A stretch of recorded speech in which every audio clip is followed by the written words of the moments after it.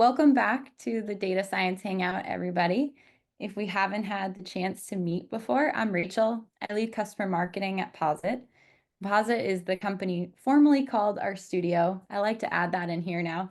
We build enterprise solutions and open source tools for people who do data science with R and Python. And I'm joined by my co-host here, Libby.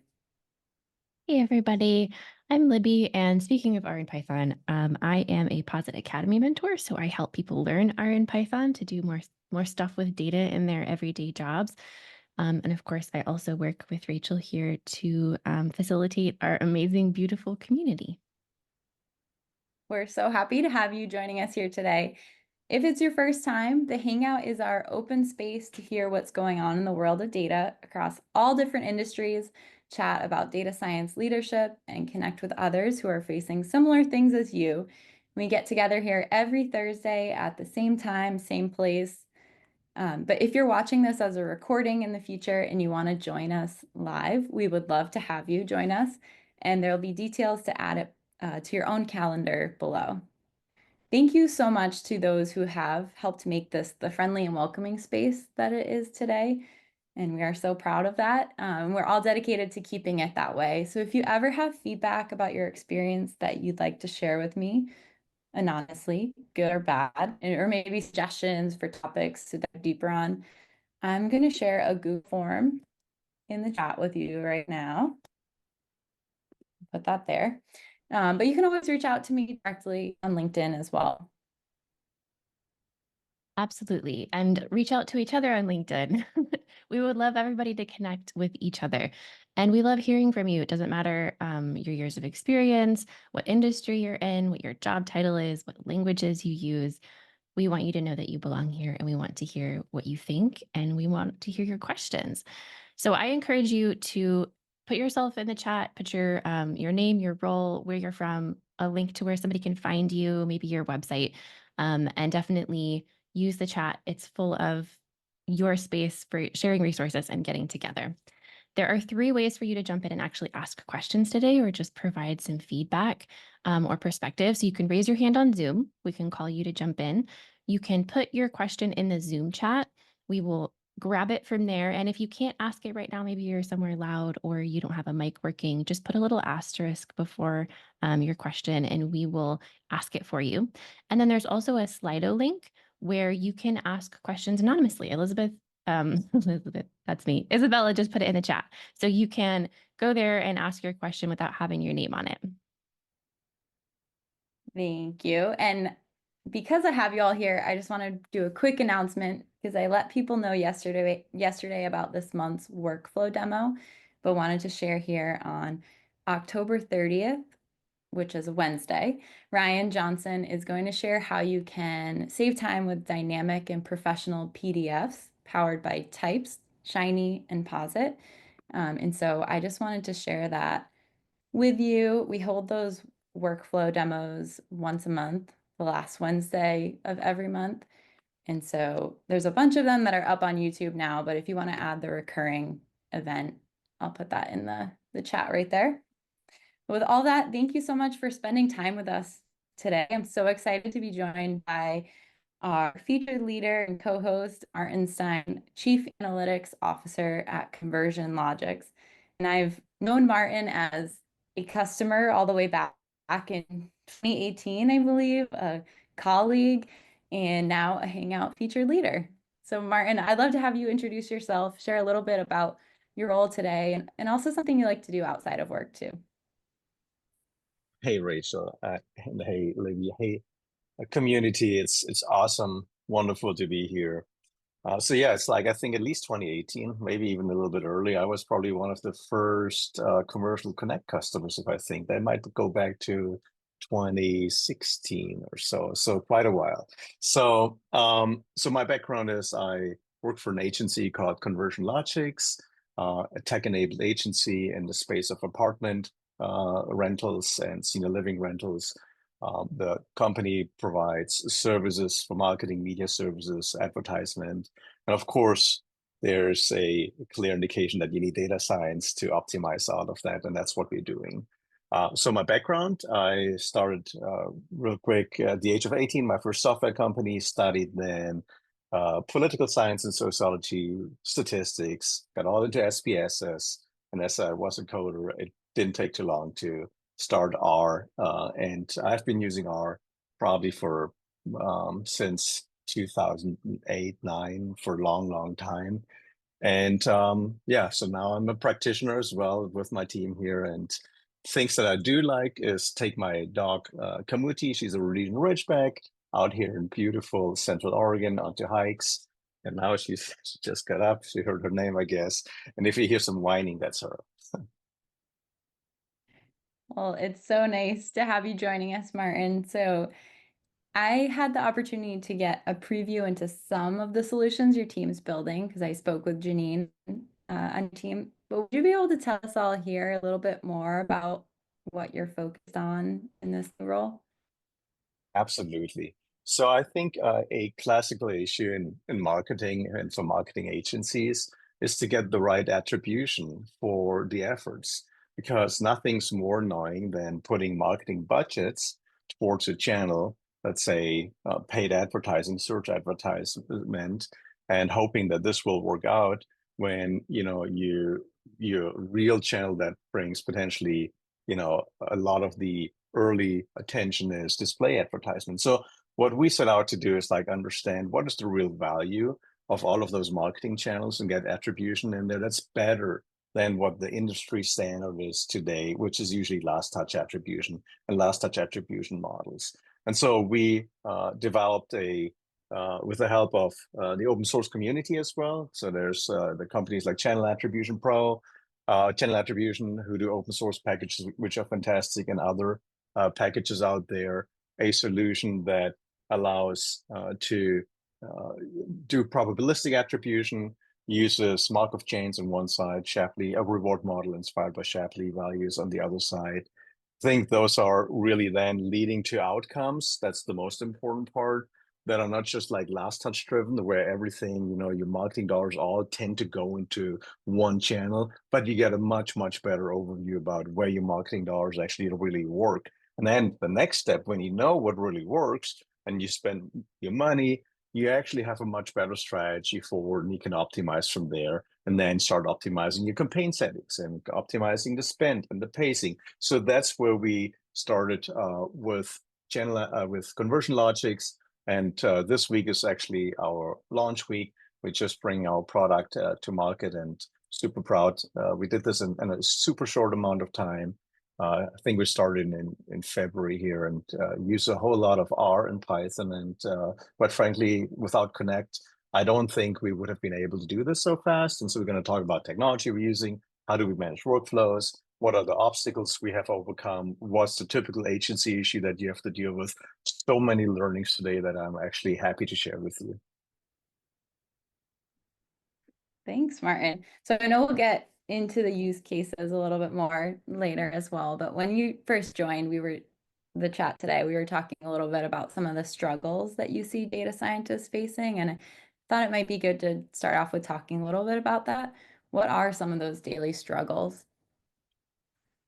Yeah, I think all the people who work in a data science capacity or in a data capacity, sometimes it's just like, data engineers that come out of data science, or the other way around. And then you see people wearing different hats, machine learning engineer and so on. So I think all of us that deal with data and that produce outcomes, if it's models or if it's just like ETL, more structured data, have the number one issue. And I think it's about 30% who say this. I think I'm quoting here an MLOps community survey from this week that I just read. About 30% have an issue with finding data when they do their work. I mean, that is a huge, huge issue. And when you have your system, your data locked up in systems, for us as data scientists, it's like, yeah, let's get me some data and then I start modeling. But that is usually not the way when you build something that is then down the road, has to run every day, has to be refreshed every day with data. where you have like data validation tools in there. We should talk about this too, because they're really key. That's something we discovered, that we need data validation tools. So I think that's number one. That's the biggest struggle, is really access to data. I think people know how to model. I think people know how to use tidy models or a Python environment to do that. So I think that's not really the big struggle. The second part is really data inconsistency, and when data is not the way you expect data to be, and then whatever you build starts choking, and then you have to build code around this, and then you get from the 20% that you put in there to really come out with an EDA and a model and something that makes sense. Then you gotta take care of all of that data issues. So those are probably the two top issues that pretty much all of us in data science and machine learning, and specifically data engineering, affect. And then there are a lot of downstream issues that are, I feel like, how do we put things in production? How do we make it repeatable? How do we show and share our value that we create? And we should talk about this too, because I think that is another big issue. And the third bucket, that's the last bucket I would add, is teams. How do teams work with each other? And very often you see a lot of issues. We can dig into that as well. Sometimes I'm wondering, because I'm in those teams, is it me? But then I realize that no, it's not just, it's everywhere. I mean, wherever you go, teams sometimes have different goals. So you have a business team, or you have a data team, or data science team, and then might not be aligned with what is the goal that they have to do. Then sometimes they're not clear about who has what responsibilities. Is it your responsibility to take care of data? Is it your responsibility to make sure that what you put out is validated? Should a data scientist go into some aspects of infrastructure, which is a real big issue, because who else would do it for you if you're in a small team? Really big, important topic. So I think those are the three buckets here, is really getting the clear and right data, making sure that you can repeat having that same data approach for ETL, what you do.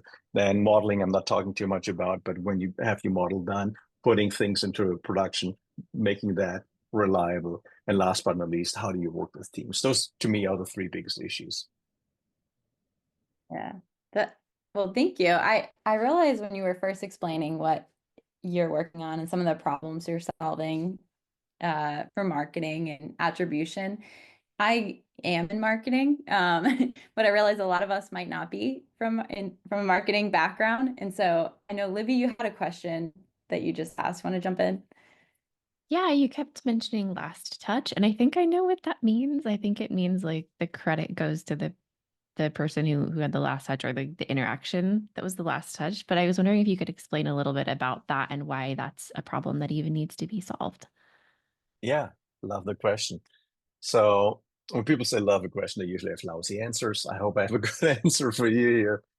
Last touch, if you think about a customer journey, so what do we do when we search for something? Let's take an example out of my business background here in apartment rentals. So if you're moving from one location to another, you're looking for an apartment. Usually what happens is that you potentially go on a search site, or you type it into Google, or you go into something we call an internet listing service, like some that are out there for apartment rentals, or you have social media. You see something on TikTok. So what happens is there's so many different marketing channels. That's what we call a marketing channel. This is a medium. And when you, as a user, click on one of those, pieces of information, could also be organic, a blog post, and then as a next step, say, hey, look, I'm actually really interested in learning more about this. The people who put that information out, they want to know, where did you come from? I'm sure when you go to a store and people will say to you, hey, how did you learn about us? That's literally the last touch question, right? So because you said, well, a friend told me. So that's the last touch. But maybe you've heard about them before a friend, or you have noticed them, but you never really thought about this. So in marketing, we're really interested in knowing the whole customer journey. How did you become aware of the brand?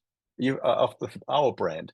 Why did you come and see this? Was there a specific reason? So we would like to know. And the reason for that is if we do not only know you walking into a, let's say, apartment at the front leasing desk and somebody asks you and say, well, because a friend told me, but you could say, hey, look, those are the 5 things that I learned about you the last 4 weeks. That would be incredible, but nobody does that. So we have to make sure we can measure that. And so what we do is basically take the data that we can get out of advertising systems and individual systems like your website, and then combine that data and then construct that journey. So then we see not only the last touch, the last person who told you or gave you the information to come here. That's what we refer to usually very often the source medium, but we know the entire journey. And so why is that entire journey so important? That is because at the end of the day, that's what brought you here. And between each step in this entire journey, there's a probability that, we as marketers, that we have affected you. And we want to know this because it's our marketing dollars going into that. So let's put it this way. If there was a YouTube or campaign, and you might have seen this, and you didn't click on anything at this point, but you just watched it, right? And then later on, you walk into that, apartment building and lease it. We would like to know if you've seen that. So that brings another real huge problem in marketing, which is first-party data and third-party data and data that we might have or might not have. We're dealing right now with a world that is without cookies. So we get less of that data that tracks you, and we have to deal more with data that is just aggregated. So what is this aggregated data that I'm talking about? It's like, how many clicks and impressions did a campaign have? A YouTube campaign. We don't know who clicked this potentially until they go to your website.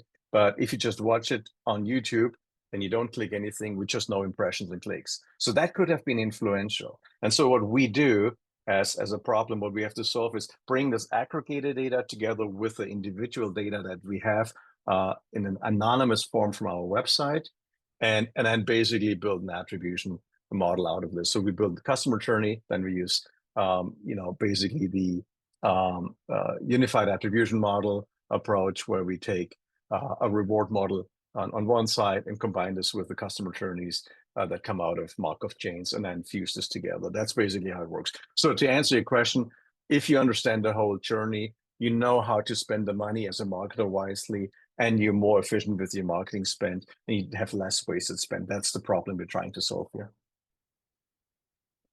Thank you. That does sound like an impossible problem, because I can't imagine trying to figure out how anybody heard of anything. Even when you ask them, they might not tell you. Well, I see Marlene has a great question here. Marlene, did you want to hop in? Oh, good. You caught me in between bites. Haha, good. Hi, Martin. Thanks for joining us this morning. Loving all your answers so far and how your mind works. I wonder if you can understand the context to this question. And then Jared had a follow-up, which Jared, your follow-up is more external to clients. Or I should say it's about external clients. Mine is about internal clients. So in the past, and even currently, what happens is I have an idea, I propose a project, I pitch it maybe to my manager, and my manager, bless him, is like, hey, I'm behind you. I want to help you pitch this project. However, I need you to help build the business case for it, right?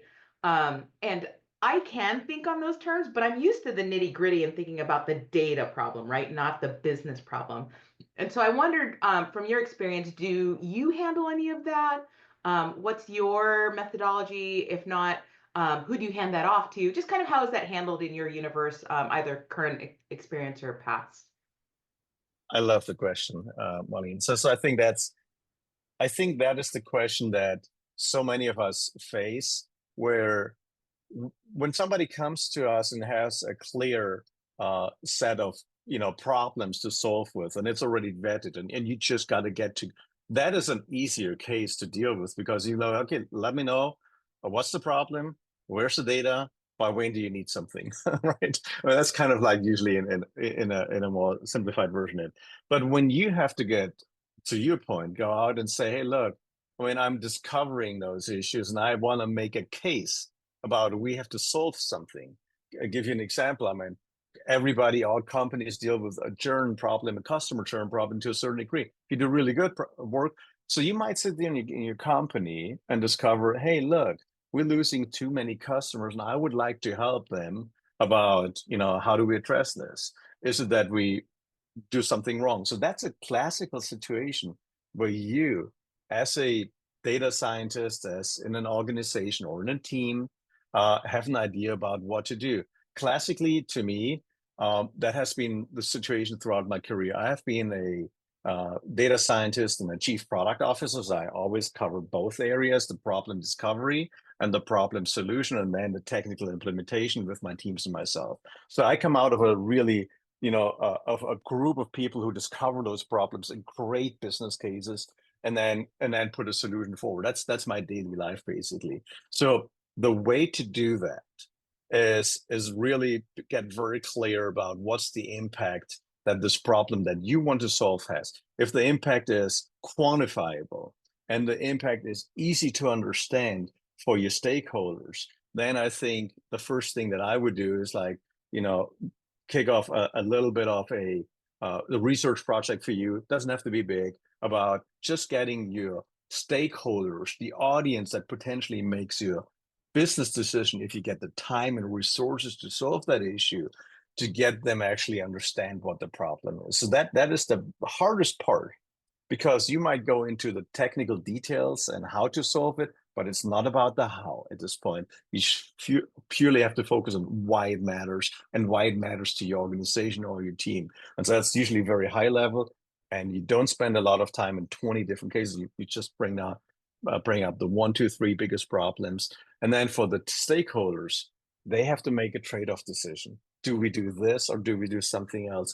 If you understand that everything they do is a trade-off decision, you put it in the context of all the other stuff, right? So that's what I do.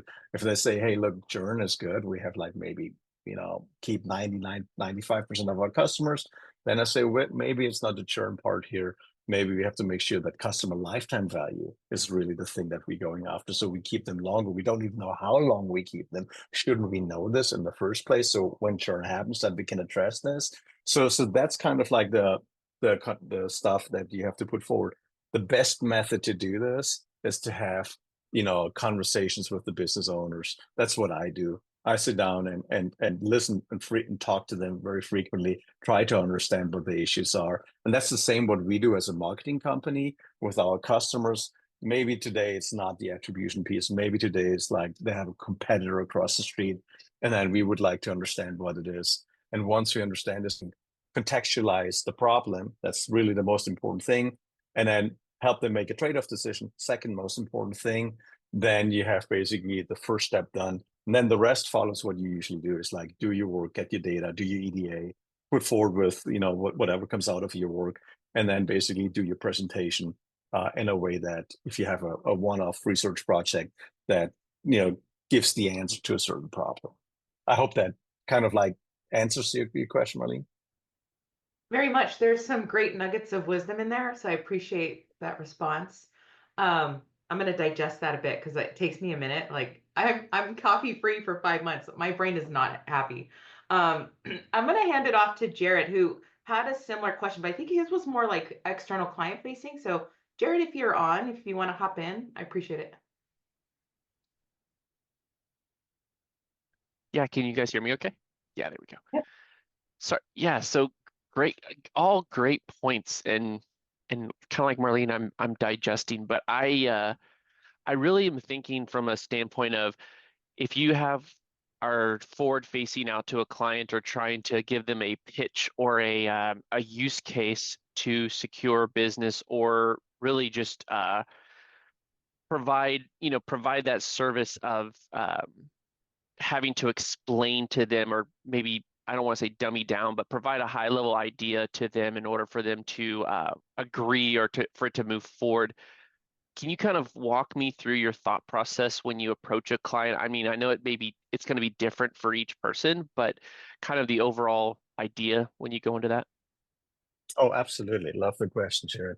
So out of my experience, I deal a lot with investors too. So I think one of the toughest pieces when you go to a venture capitalist and make a case for getting $10 million, right? That's a whole lot of money for them to spend. So your case has to be really, really, really good. Right? So it's not just like, let's have a conversation, but it goes beyond that. Say somebody, willing to put that much money into an idea. And the same thing goes, is valid for clients when we speak with clients also here at Conversion Logix. So I think to me, it really breaks down, Jared,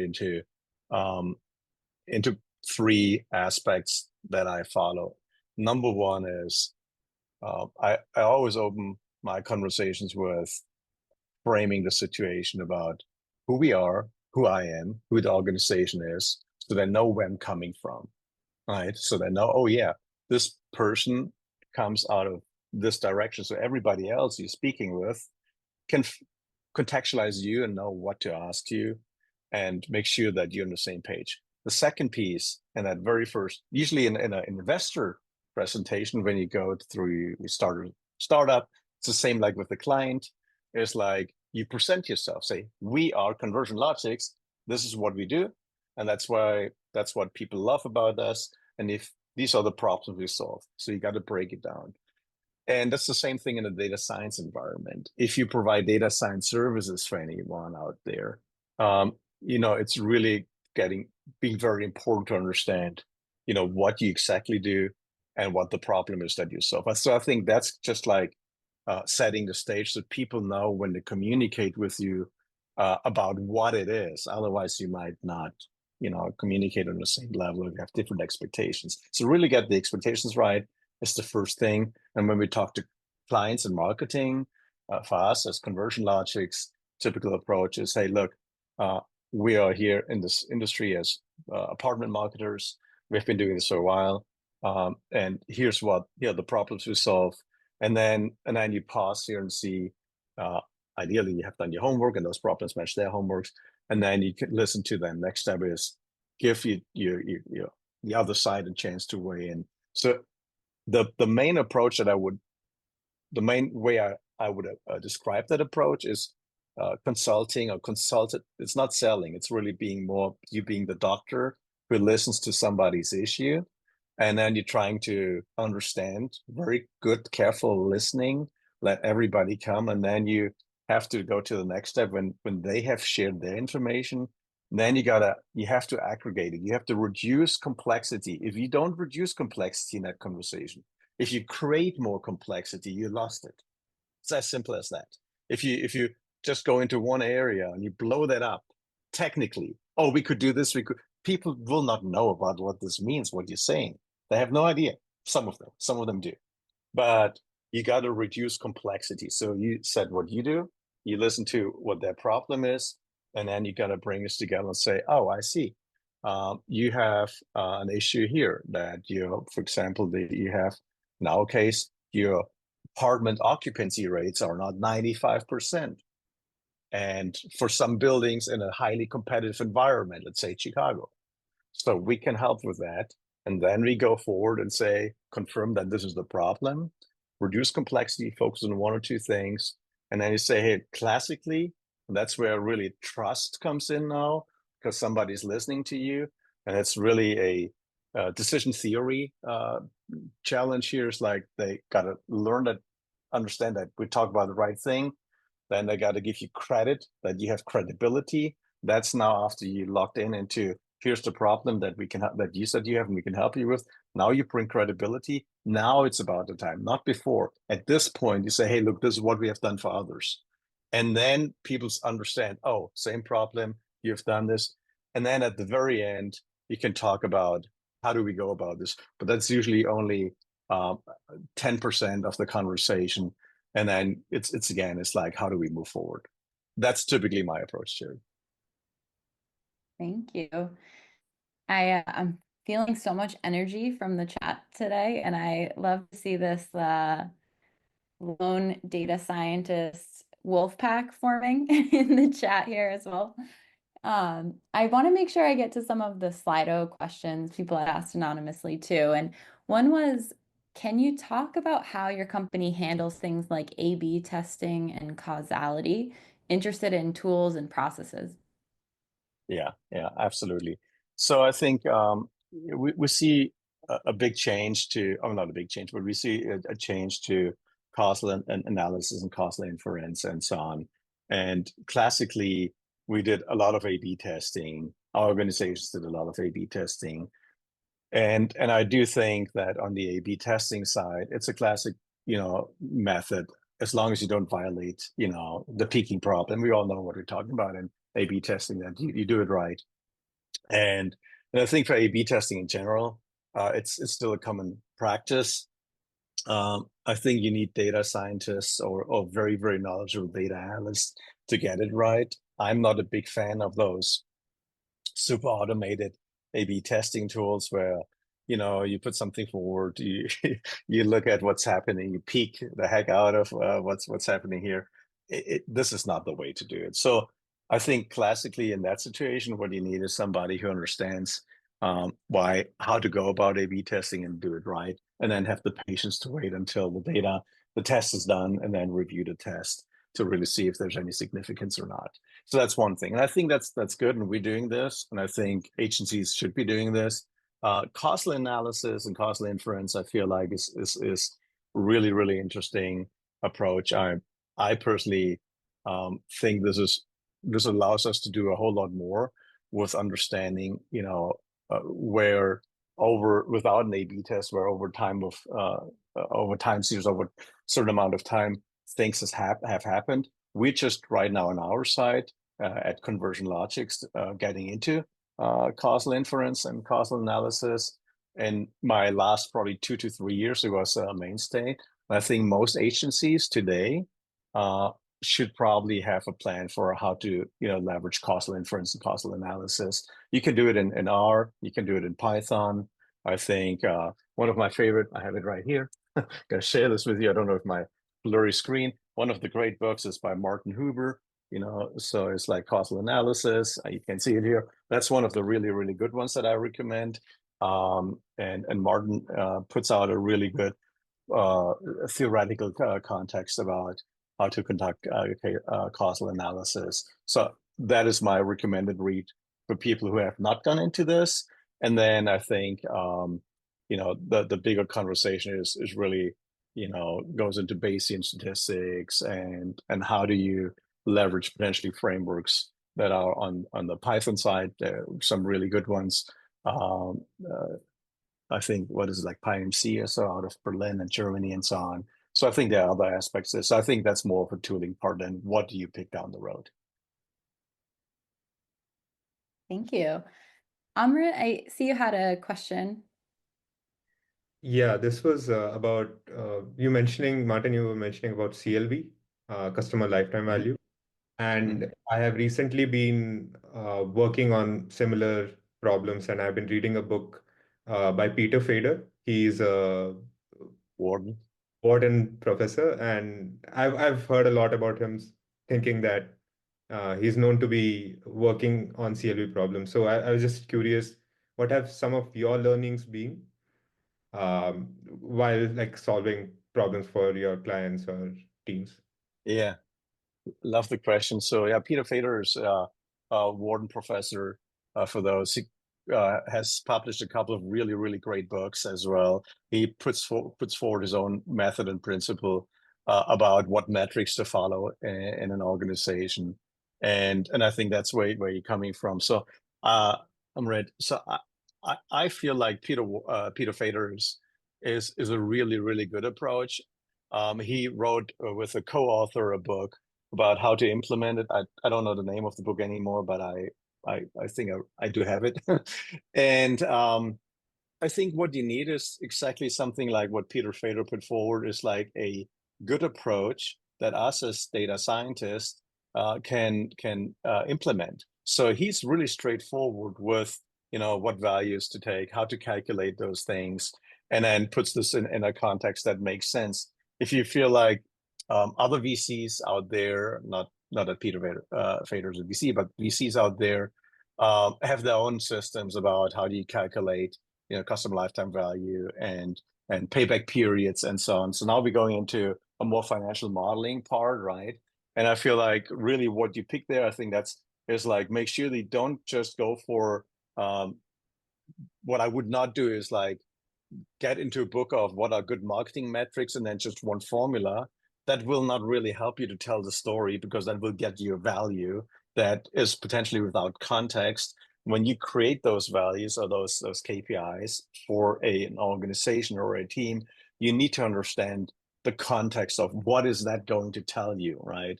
What is the next, how do you put this in context? And so customer lifetime value, for those who are hearing this term for the first time, it's really about an approach to understand what's the value for your customer here in the organization that you have acquired, and that tells you, what to do, how to sell, how to market, how to retain that customer, and how to get new customers, because there's a limited lifetime potentially for that, and what's the dollar amount behind that customer. So that's what it's really all about, and that gives you, in the context of your business, a better planning basis. So to me, if I would be in an organization, here's the tip that I would give you.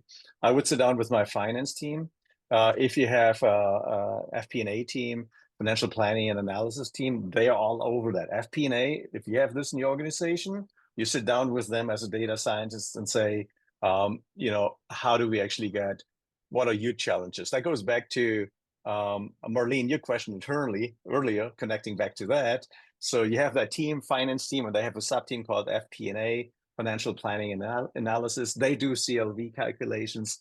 And you say, hey, look, I know you might do this in Excel or whatever in Google Sheets.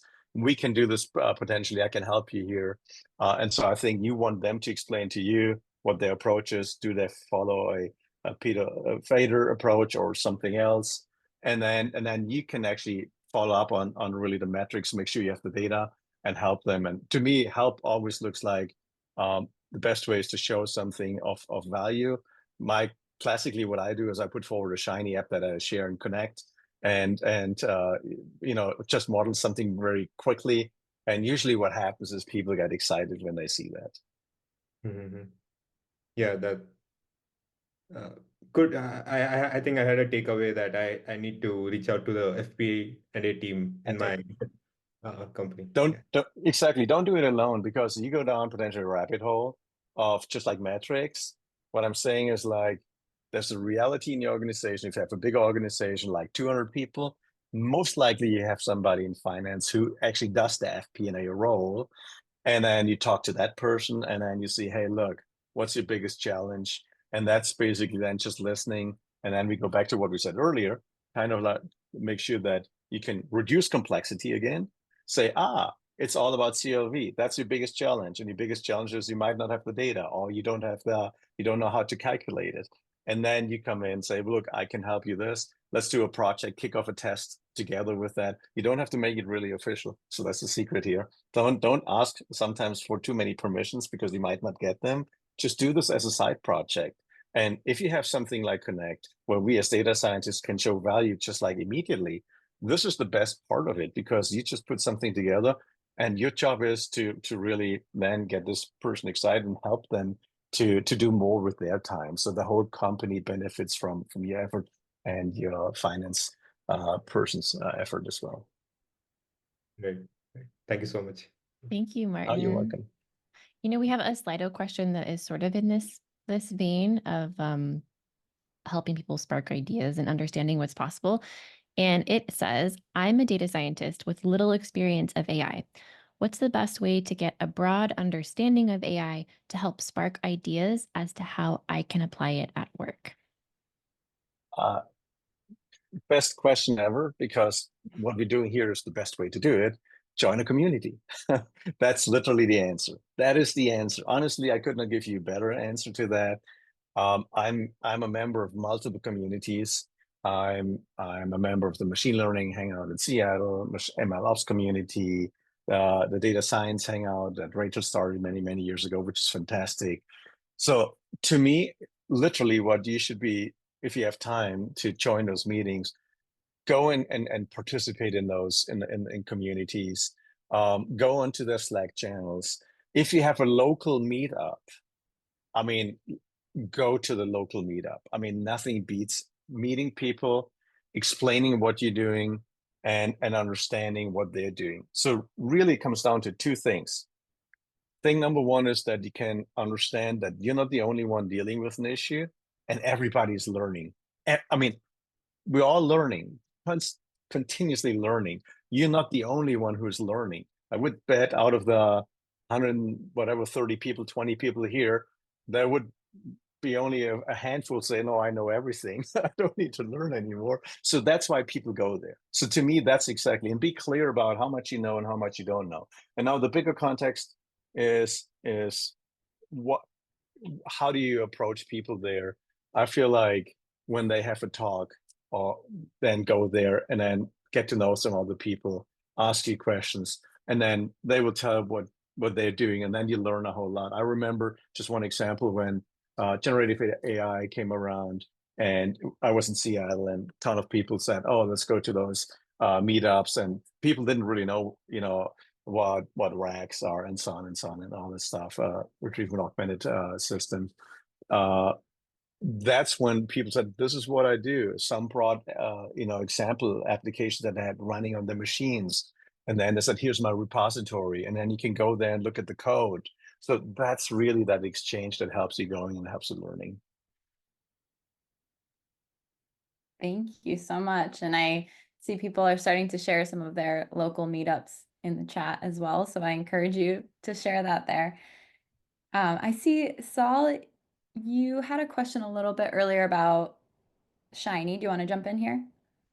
Yeah, I just wasn't sure how I haven't used Shiny in a long time, but I wasn't sure how people were sharing it. I remember when I like publish it, it's on my local host URL.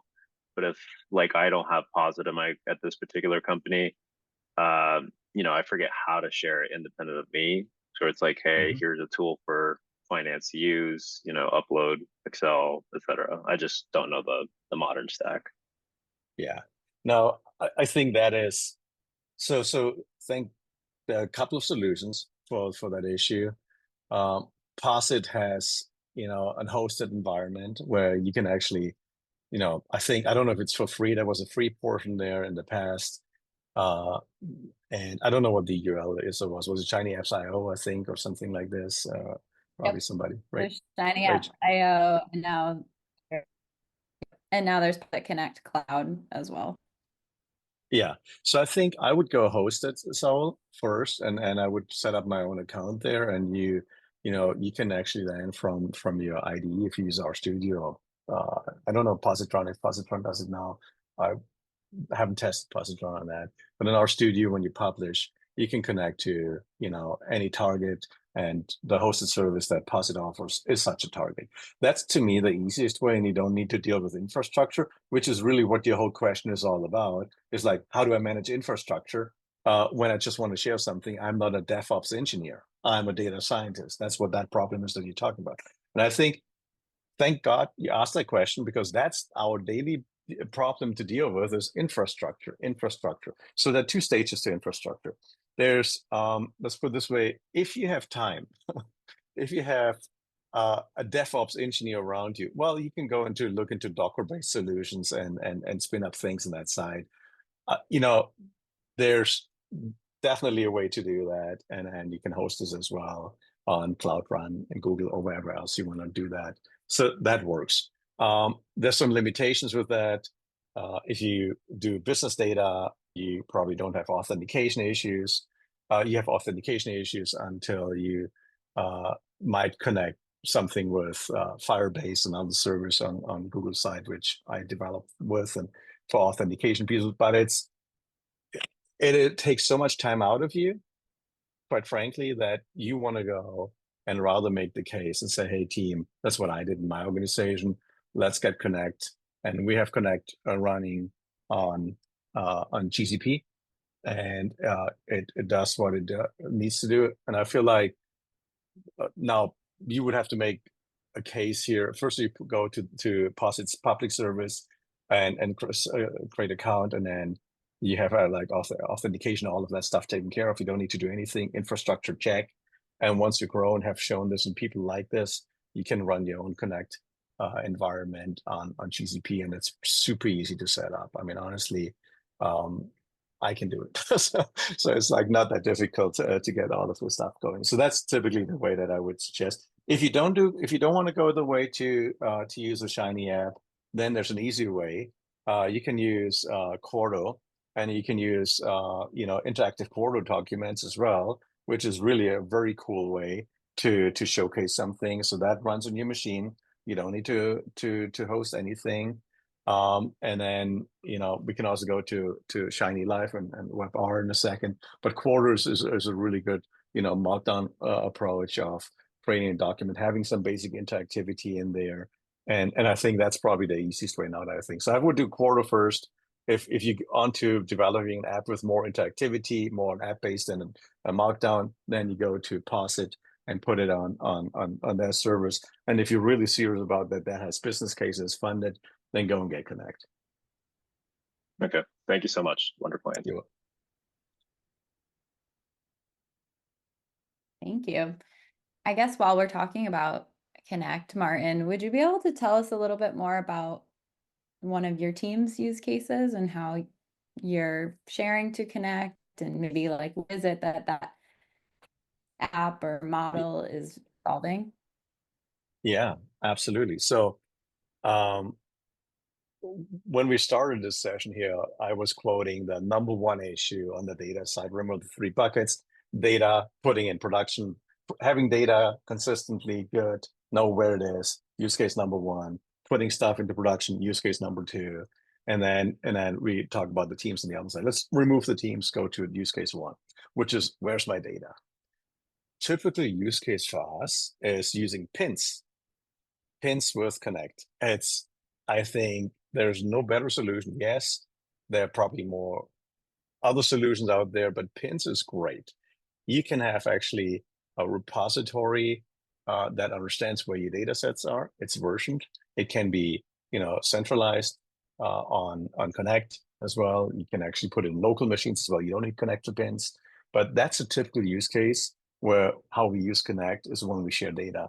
You have controls over who can see it, who cannot see it, and then you have versioning that comes with it. To me, reduces 30% of the first problem we talked about. Just worth it out of the box. So good. Second use case is now we talk a little bit about something that once you got your data, you run your tidy models or whatever else, or you run your scikit-learn stuff, and you have everything going, and you might have a Shiny app or Streamlit app, or you name it, whatever you want to run there. It's really sharing, and it's the production case. Production cases have 2 sides. We're going to be very clear about not everything you do is an ML ops case, and you have to build an enterprise application. That's kind of like where Marlene, you were saying earlier, what's my internal audience's approach and my external audience approach. Internal, to me, I feel like it's really a fantastic tool to put a Cordo document forward or a Shiny app forward on Connect. External is a little different, because if you build a tool that allows to be used in another workflow from another team, you can use Connect in that context too. We do this here at Conversion Logix. So the use case, Rachel, you asked about is we build customer journeys. That has little to do with attribution. That's a whole lot of data that pulls data from BigQuery, pulls it into our systems. We can do this in single machines. We can do this in the cluster environment with a Spark AR and so on. So you can do this in different ways, how you deal with a lot of data, and then actually you can crunch those numbers. Now putting it forward to share it, when you run your models and test your models, there's a super great framework that's called Vetiver that is from Julia, and the R version, at least, I think, is Julia wrote this, and the Posit team. And that is another use case where you can store Vetiver models on Connect. So that's the use case we use, so we understand what happens to the models there. So I use everything, the whole bandwidth, from the very beginning to the very end, and then share things. And so those are 2 typical use cases. So more data science focused, more for us. Vetiver is great, gives you a good understanding about what happens with your models. And then on the data ETL side, pins, and then running data workflows as well. I'm not talking too much about modeling, because I think we all know how modeling works and how we can use tidy models in there. Thank you. We have a couple of other great Slido questions. And one is, I hope we haven't asked this before, how to measure the success of a channel and compare it to the success of a copy? Okay, cool. I love that one. So that's a really tricky question because usually it's not like the success of one channel, but the success of your campaign in marketing. So if you have a campaign that uses multiple channels, right? Um, to me, classically, what we have done as marketers, we look at what's our impression share, what's our clicks and click-through rates, and if you have some kind of measurement on conversion, you look at that. So that's the classic thing that we do, right? So we look each channel separately. Sometimes we don't understand how they connect together. That's what we're working on here at Conversion Logix. How do they support each other? And so the first thing you would do is like look at the channel performance. So what you got to do is like, do you get impressions? Do you get clicks? Do those clicks convert? So is there, at least in the first step, is there a key event in Google Analytics? That's how you would do that. You tag this as a key event, a conversion, and then you see if that happens. So that data, you basically run across all of your channels. So now how do you do that? That's the key question. You can use platforms that aggregate that for you, like TapClicks and others. They go out, reach out to your AdWords account, to your Meta account. I mean, you name it, and they put data into their system. So there are a ton of those services out there. Me personally, I would like to have everything in BigQuery. That's where I put it. So now with GA4, Google Analytics 4, you get for free BigQuery import function.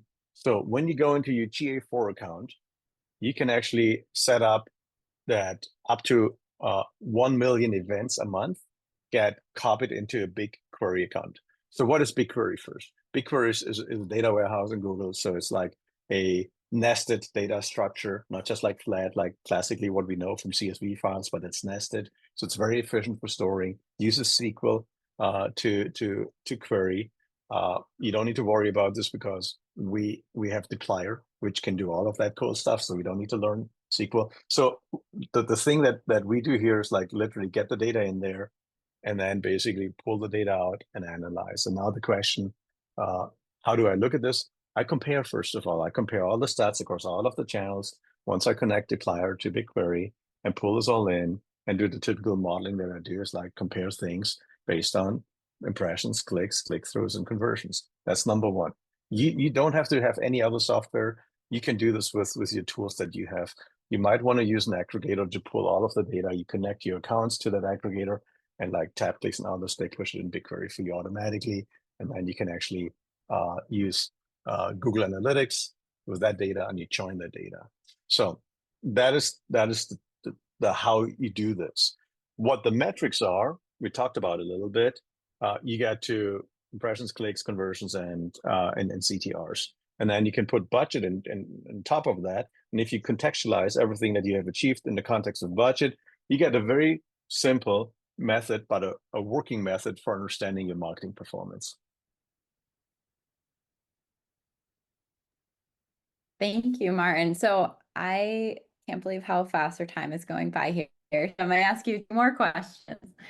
But when you were just describing how you're using Vetiver and Tidy models, I think there was a Slido question that came in, and I was actually going to ask if you could expand a little bit on this as well, because all of us might not be using Vetiver yet, and I was just curious how you are using it. Yeah, so I think there are two sides to so Vetiver to me is really a, once you build your model and you put it out, you can host it and you have the versioning and you get basically taken care of with Connect with Vetiver data being there and being versioned. To me, the most important part about Vetiver is like the known data that went into my model and how does my model react to unseen data. I mean, that's literally what you want to compare, and that's the general use cases for Vetiver. That's a classical, you can say, is that an MLOps use case? Yes, I think it's a classical MLOps use case. That is the straightforward use case. There are other ways to go about this too. There's a lot of, I mean, basically, let's remove all the products that do stuff. Let's look at what is it that you want to see. What you want to see is like if your model produces is an inference and produces predictions with data that it hasn't seen, is it behaving correctly, or is there are there aspects of drift, data drift, model drift, and so on, which basically means are there things happening to data that your model was not trained for, right? And therefore, what your model does is not what you want it to do. And so you need to know when that happens. And therefore, we aggregate data that comes out of the prediction, out of the inference, and look at metrics that basically says, well, this has a different distribution now, and so on. Things are changing. Once we detect that, most likely something has changed. And for you as a data scientist at that point, you got to go back and say, well, let's take new data in, retrain the model. And really what it gets you to do is the use case number one, make sure that the model you produce is a good model for the data it sees, because things can change. One example, I can't even remember pre-COVID time, but now I do. Pre-COVID was we collected data, and then we got into COVID in 2020, and all of a sudden the environment changed.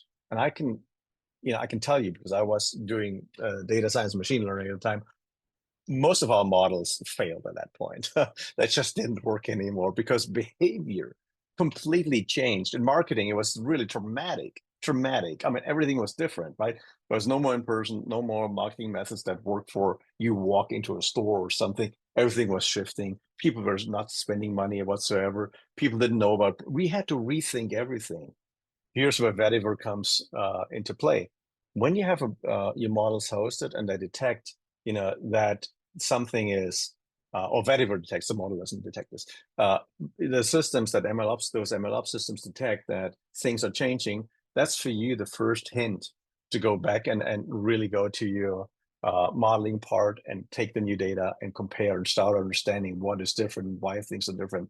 And the second thing is like, you got to think about why it's different. Did anything change? Are you reaching out to different people? Has something happened like COVID? Or other things happening? That's the number one use case for that. I know we're getting close to top of the hour, but that is my number one use case for anything MLOps, that you want to have an accurate model. And there's a legal side to that too. You want to make sure your model is also compliant. If you're in a regulated market, like real estate marketing has Fair Housing Act, there are other markets with regulations. You got to make sure that your model is compliant. And that those are some of the ways that you can make and ensure there's model compliance. Thank you. I will send you this chat, Martin, but I hope you're seeing the love for the Hangout today that everybody is sharing in the chat. We have 1 or 2 minutes left here, so let me try and throw this career advice question that I always love to ask. Is there a memorable piece of career advice that you've either received or given others that you'd like to share with us? Oh, I love this question. Never think don't really think if you don't know anything that you cannot get there. You can get there. Absolutely. Believe in yourself. Yeah, we all have questions. We all have questions. I mean, it's really about how you deal with who can help you, find a mentor. That's really the one thing. People who can actually take you by the hand where you are at the moment and then pay back to the community. So that is literally my number one, is like, don't doubt yourself. If you don't know, ask somebody, get some help, and pay back. Give interns, if you have a chance, give interns a chance to work in the organization. Take a data intern, a data scientist intern, somebody, give them a chance to work on real problems. That's how they learn. That's how we actually continue to be this beautiful community that we are. Thank you so much, Martin. I love that. This has been such a fun conversation today. I really appreciate all of the questions you all put into the chat, and can't wait to go back through and reread everything and all the resources shared there too. But thank you so much, Martin, for spending time with us. It was exciting, fun to be here, team. I love all the questions. I got to watch this again and read through all the comments and questions. And absolutely, we in the community, we can reach out and ask each other. I'm happy to help if there's any support needed. I love this community. Thank you for having me. Thank you. And I just want to let everybody know as we go this week, next week, Marco Gorelli is going to be joining us as the featured leader. And Marco is a core dev of pandas and polars. So it might be another fun one to share with your team. But thank you all so much. Have a great rest of the day.